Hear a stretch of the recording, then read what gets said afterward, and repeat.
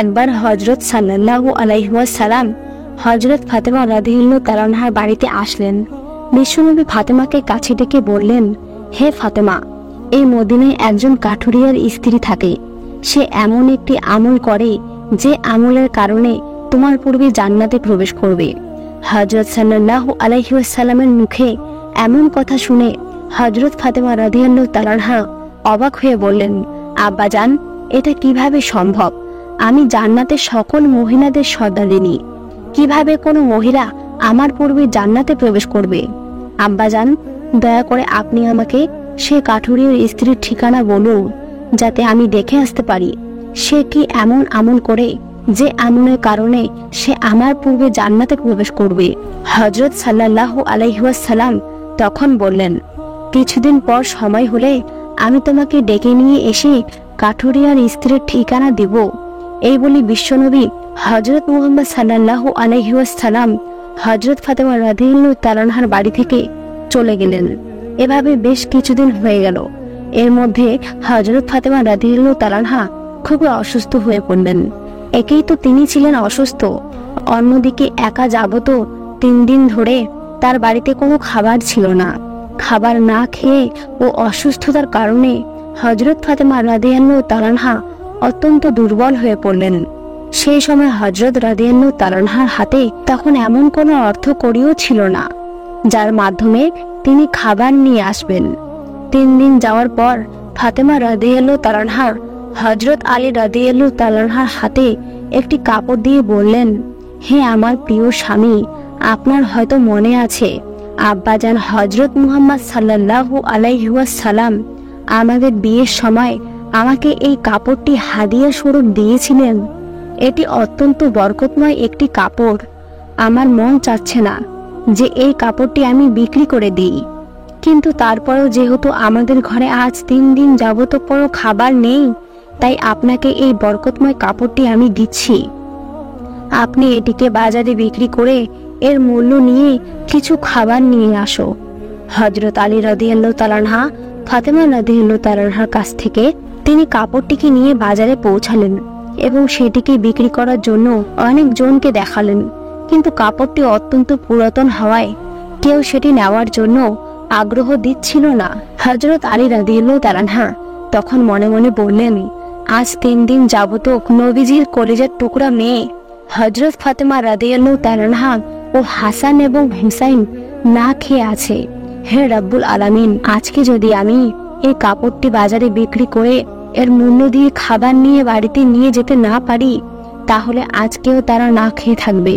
আপনি এই কাপড়টি নেওয়ার জন্য একজন বিক্রেতার ব্যবস্থা করে দিন। তখন হযরত আলী রাদিয়াল্লাহু তাআলা আনহার এই দোয়া করার পরে একজন বিক্রেতা সেখানে আসলো এবং সে তাকে প্রশ্ন করল, আলী, তুমি কি এই কাপড়টি বিক্রি করতে চাও? হযরত আলী রাদিয়াল্লাহু তাআলা আনহা তখন বললেন, হ্যাঁ জনাব, আমি তো এটিকে বিক্রি করার জন্যই বাজারে নিয়ে এসেছি। তখন লোকটি বলল, কি পরিমাণ অর্থ দিলে তুমি এই কাপড়টিকে বিক্রি করবে? হযরত আলী রাদিয়াল্লাহু তাআলা আনহা জানতেন এই কাপড়টি অত্যন্ত পুরাতন, এর মূল্য সর্বোচ্চ 1 দিরহাম বা 2 দিরহাম হতে পারে। তাই তিনি কোনো দাম না চেয়ে বললেন, জনাব, আপনার যাই মর্জি তাই প্রদান করুন, আমি নিজে থেকে কাপড়টির কোনো দাম চাচ্ছি না। তখন সেই বিক্রেতা বলল, আমি 6 দিরহাম দিয়ে এই কাপড়টিকে নিতে চাই, তুমি কি বিক্রি করতে রাজি আছো? তখন আলী রাদিয়াল্লাহু তাআলা আনহা অত্যন্ত খুশির সাথে রাজি হয়ে গেলেন এবং বললেন, জনাব, আপনি আমাকে 6 দিরহাম দিয়ে এই কাপড়টি নিতে পারেন। অতঃপর সেই বিক্রেতা হযরত আলী রাদিয়াল্লাহু তাআলা আনহাকে 6 দিরহাম দিল এবং আলী রাদিয়াল্লাহু তাআলা আনহা তাকে সেই কাপড়টি দিল।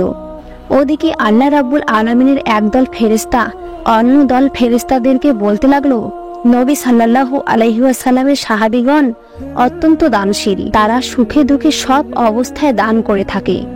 তখন ফেরেশতাদের অপর একটি দল বলল, আল্লাহর নবীর সাহাবীরা দান করে এটা ঠিক কথা, কিন্তু তারা সুখে দুঃখে সবসময় দান করে না। যদি তাদের হাতে কোনো কিছু থাকে তাহলে তারা দান করে, এবং তাদের হাতে থাকা জিনিসটির প্রয়োজন যদি নিজেদেরই থাকে তখন তারা সেই জিনিসটি দান করে না।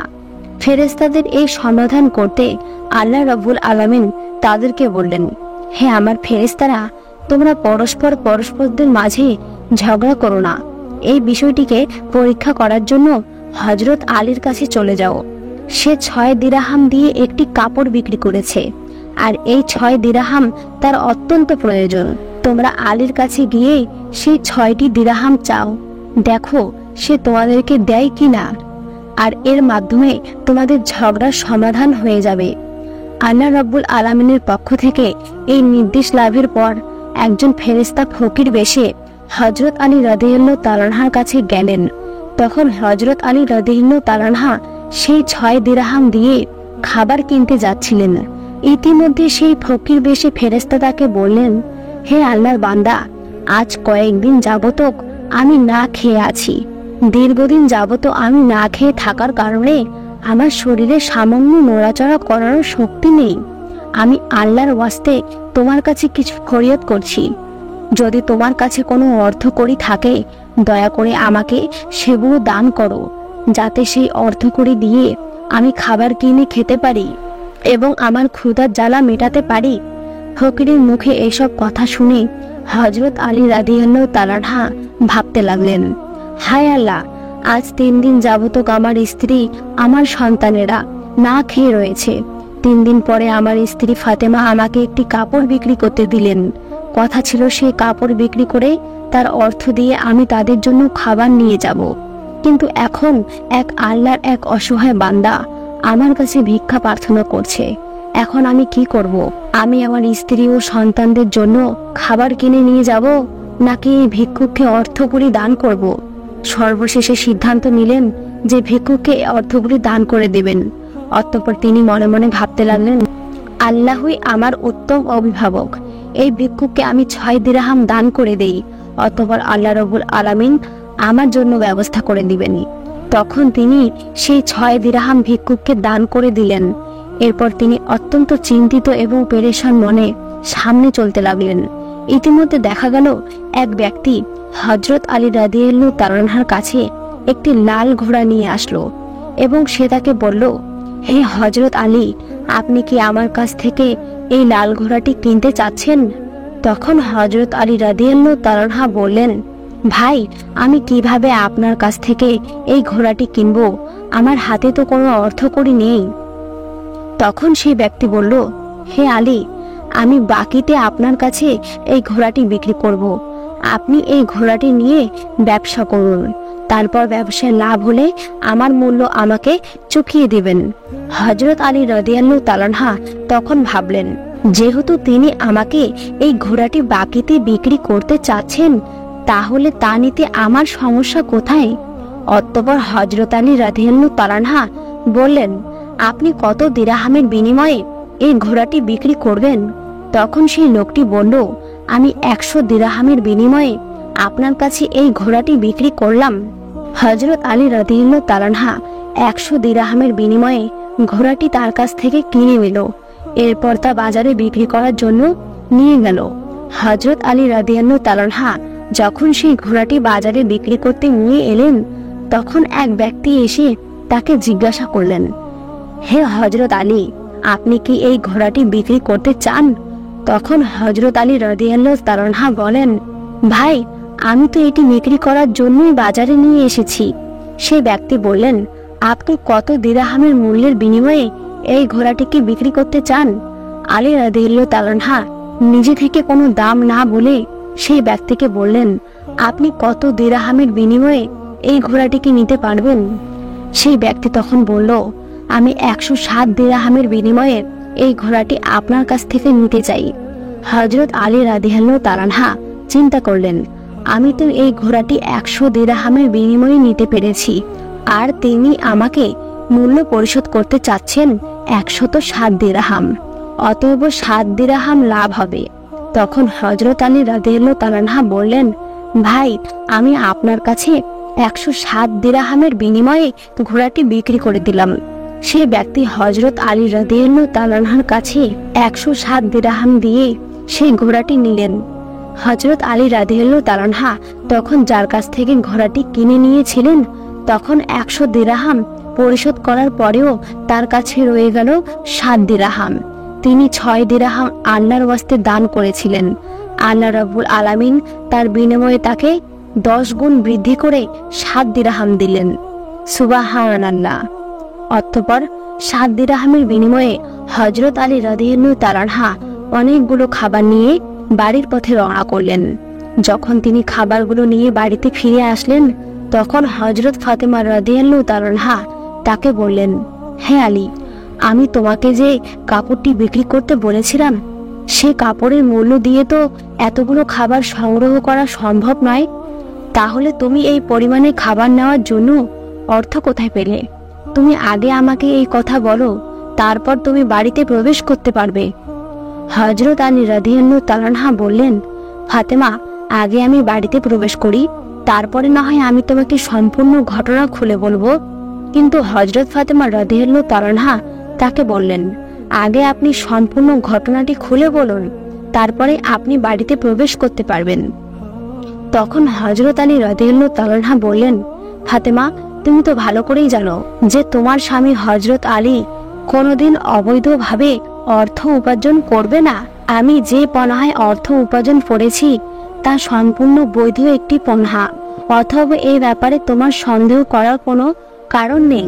কিন্তু হযরত ফাতেমা হযরত আলীর এই কথাগুলি তেমন একটা বুঝতে চাইলেন না। হযরত আলী রাদিয়াল্লাহু তাআলা আনহু এবং হযরত ফাতেমা রাদিয়াল্লাহু তাআলা আনহার মাঝে এই ঘটনা ঘটার কিছুদিন পরে হুজুরে কারীম সাল্লাল্লাহু আলাইহি ওয়াসাল্লাম ফাতেমাকে ডেকে তার দরবারে নিয়ে গেলেন। অতঃপর তিনি তাকে বললেন, হে ফাতেমা, তোমার কি মনে আছে আমি কিছুদিন পূর্বে তোমাকে বলেছিলাম একজন কাঠুরিয়ার স্ত্রী তোমার পূর্বে জান্নাতে প্রবেশ করবে? হযরত ফাতেমা রাদিয়াল্লাহু তাআলা আনহা বললেন, আব্বাজান, অবশ্যই আমার মনে আছে, এবং আমি সে কাঠুরিয়ার স্ত্রীর সাথে সাক্ষাৎ করার জন্য অধীর আগ্রহে ব্যাকুল হয়ে রয়েছি। দয়া করে আপনি আমাকে তার ঠিকানাটা বলুন, যাতে আমি দেখে আসতে পারি সেই কাঠুরিয়ার স্ত্রী কি এমন আমল করে যার কারণে সে আমার পূর্বে জান্নাতে প্রবেশ করবে। তখন হযরত সাল্লাল্লাহু আলাইহি ওয়াসাল্লাম তাকে বললেন, ফাতেমা, অমুক এক বিরাম জায়গায় সে কাঠুরিয়া ও তার স্ত্রী বসবাস করে, তুমি যাও তার সাথে দেখা করে আসো। হযরত সাল্লাল্লাহু আলাইহি ওয়াসাল্লামের কাছ থেকে ফাতেমা রাদিয়াল্লাহু তাআলা আনহা সে কাঠুরিয়ার স্ত্রীর ঠিকানা পেয়ে তার সাথে সাক্ষাৎ করার জন্য রওনা করলেন। যখন তিনি কাঠুরিয়ার বাড়িতে এসে পৌঁছালেন, তখন হযরত ফাতেমা সালাম দিয়ে বললেন, বাড়িতে কি কেউ আছেন? আমি নবীর মেয়ে হযরত ফাতেমা বলছি, আমি কি ভিতরে আসতে পারি? বাড়ির ভিতর থেকে আওয়াজ আসলো, আমি পরম সৌভাগ্যবান যে আমার বাড়িতে নবীর মেয়ে হযরত ফাতেমা আগমন করেছে। হে আল্লাহর নবীর মেয়ে, আপনি বলুন কেন আপনি আমার বাড়িতে আগমন করেছেন? তখন হযরত ফাতেমা রাদিয়াল্লাহু তাআলা আনহা বললেন, আমি আপনার সাথে দেখা করতে চাই, দয়া করে আমাকে ভিতরে আসার অনুমতি দিন। তখন কাঠুরিয়ার স্ত্রী বলল, হে আল্লাহর নবীর মেয়ে, হে জান্নাতের সর্দারিনী, আপনার সাথে দেখা করার একান্ত আগ্রহ ও ইচ্ছা আমার মনে রয়েছে, কিন্তু তারপরেও আমি আপনাকে ঘরে আসার অনুমতি দিতে পারি না, কেননা এটি আমার স্বামীর ঘর, আর আমি আমার স্বামীকে না বলে কোনো মানুষকে তার ঘরে প্রবেশ করার অনুমতি দিতে পারি না। দয়া করে আপনি আগামীকালকে আসবেন। আমি আমার স্বামীর কাছ থেকে আপনার ব্যাপারে অনুমতি নিয়ে রাখব। যদি আমার স্বামী অনুমতি দান করেন, তবে কেবল আপনাকে ঘরে প্রবেশ করার অনুমতি দিতে পারি। কাঠুরিয়ার স্ত্রীর কাছ থেকে এই কথা শোনার পর হযরত ফাতেমা রাদিয়াল্লাহু তাআলা আনহা বাড়িতে ফিরে গেলেন। দ্বিতীয় দিন যখন তিনি কাঠুরিয়ার স্ত্রীর সাথে দেখা করার জন্য বাড়ি থেকে বের হবেন, তখন হযরত হাসান রাদিয়াল্লাহু তাআলা আনহা তাকে জড়িয়ে ধরে বললেন, আম্মাজান, আপনি কালকে কোথায় গিয়েছিলেন? আপনাকে আমি খুঁজে পাচ্ছিলাম না। আপনি যেখানে যাচ্ছেন দয়া করে আমাকে আপনার সাথে নিয়ে যান। হযরত ফাতেমা রাদিয়াল্লাহু তাআলা আনহা তখন তার বড় পুত্র হাসান রাদিয়াল্লাহু তাআলা আনহুকেও তার সাথে নিলেন। এরপরে তিনি কাঠুরিয়ার স্ত্রী বাড়িতে আসলেন।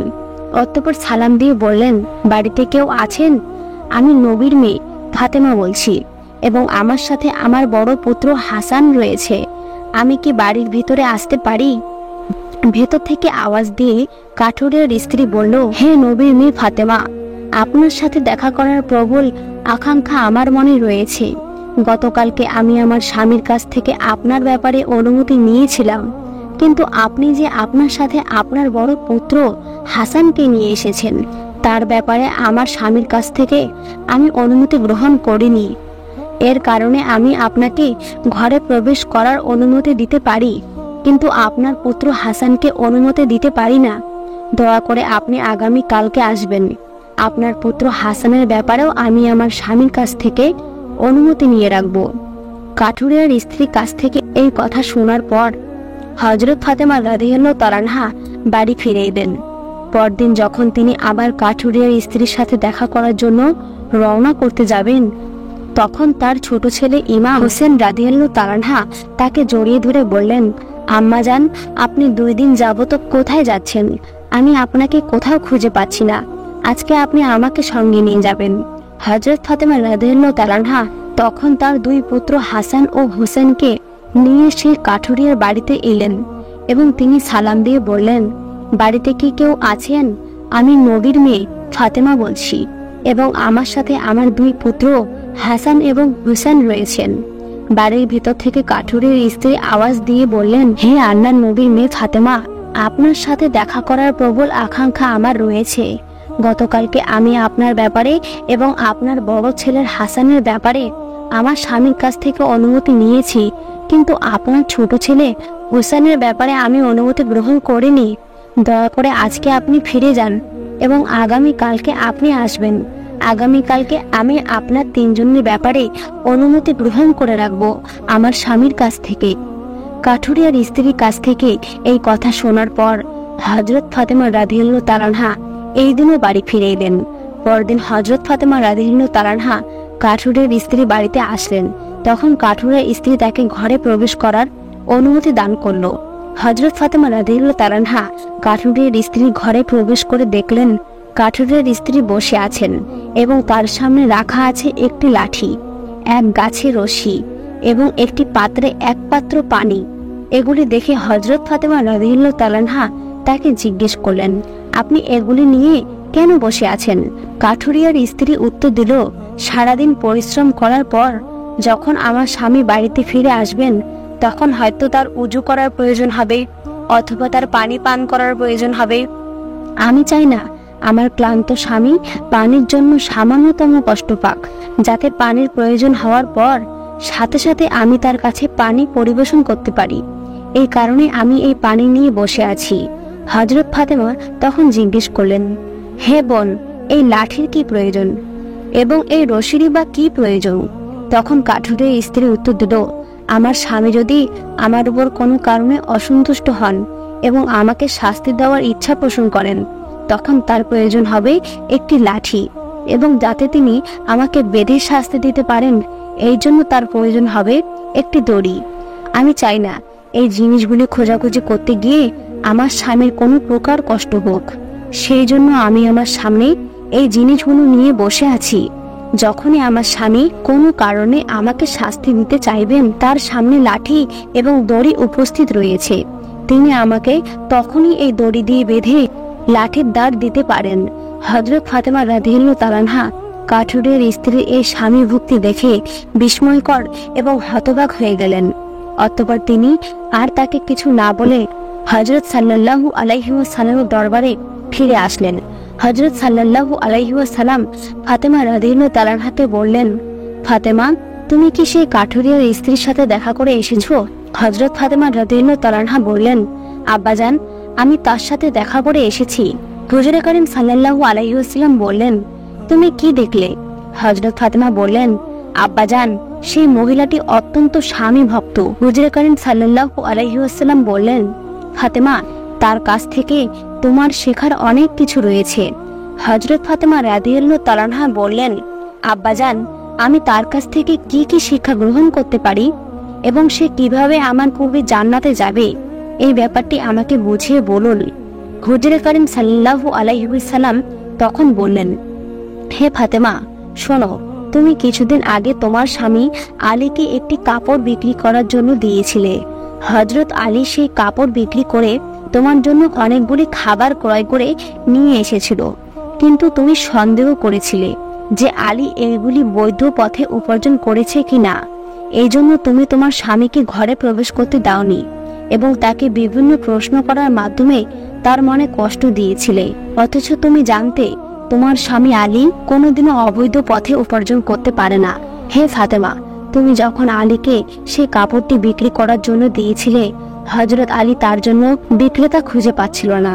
তখন আল্লাহ রাব্বুল আলামিন তার ফেরেশতা হযরত মিকাইলকে সেই কাপড়টি নেওয়ার জন্য পাঠিয়ে দিয়েছিলেন। আল্লাহর ফেরেশতা মিকাইল 6 দিরহাম বিনিময়ে হযরত আলীর কাছ থেকে সেই কাপড়টি নিয়েছিল। এরপর আল্লাহর আরেকজন ফেরেশতা এসে আলীর কাছ থেকে সেই 6 দিরহাম ভিক্ষা প্রার্থনা করে। আলী সেই 6 দিরহাম আল্লাহর ওয়াস্তে তাকে দান করে দেয়। অতঃপর আলী চিন্তিত অবস্থায় বাড়ি ফিরে আসছিল। এমন সময় হযরত জিবরাইল আলাইহিস সালাম তার কাছে একটি লাল ঘোড়া 100 দিরহামের বিনিময়ে বাকিতে বিক্রি করে। আলী সেই ঘোড়াটিকে নিয়ে বাজারে যায় এবং হযরত ইসরাফিল আলাইহিস সালাম 107 দিরহামের বিনিময়ে তার কাছ থেকে সেই ঘোড়াটি ক্রয় করে আল্লাহ রাব্বুল আলামিন আলীকে 6 দিরহামের দানের বিনিময়ে 10 গুণ বৃদ্ধি করে 60 দিরহাম প্রদান করেন এবং সেই অর্থগুলি দিয়ে আলী সেদিন প্রচুর পরিমাণ খাবার ক্রয় করে তোমার জন্য নিয়ে গিয়েছিল। হে ফাতেমা, শুনে রাখো, যে কাপড়টি হযরত আলী বিক্রি করেছিল, আল্লাহ রাব্বুল আলামিন সেই কাপড়টি জান্নাতে সংরক্ষণ করে রেখেছেন এবং যে ঘোড়াটি দিয়ে আলী ব্যবসা করেছিল, সেই ঘোড়াটিকেও আল্লাহ রাব্বুল আলামিন জান্নাতে সংরক্ষণ করে রেখেছেন। কাল কিয়ামতের দিন যখন তুমি জান্নাতে প্রবেশ করবে, তখন তুমি সেই ঘোড়ার উপরে থাকবে এবং সেই কাপড়টি হবে ঘোড়ার লাগাম, আর সেই লাগামটা ধরে থাকবে উক্ত কাঠুরিয়ার স্ত্রী। লাগামটি ধরে থাকার কারণে সে তোমার আগেই জান্নাতে প্রবেশ করবে এবং তুমি তারপরে জান্নাতে প্রবেশ করবে। কাঠুরিয়ার স্ত্রীর অতুলনীয় স্বামী ভক্তি হলো তার এই মর্যাদা প্রাপ্তির একমাত্র কারণ। প্রিয় দর্শক, এই ছিল হযরত ফাতেমা রাদিয়াল্লাহু তাআলা আনহা এবং কাঠুরিয়ার স্ত্রীর ঘটনা। মহান রব্বুল আলামিন আমাদের সবাইকে এই ঘটনা থেকে শিক্ষা নেওয়ার তৌফিক দান করুক।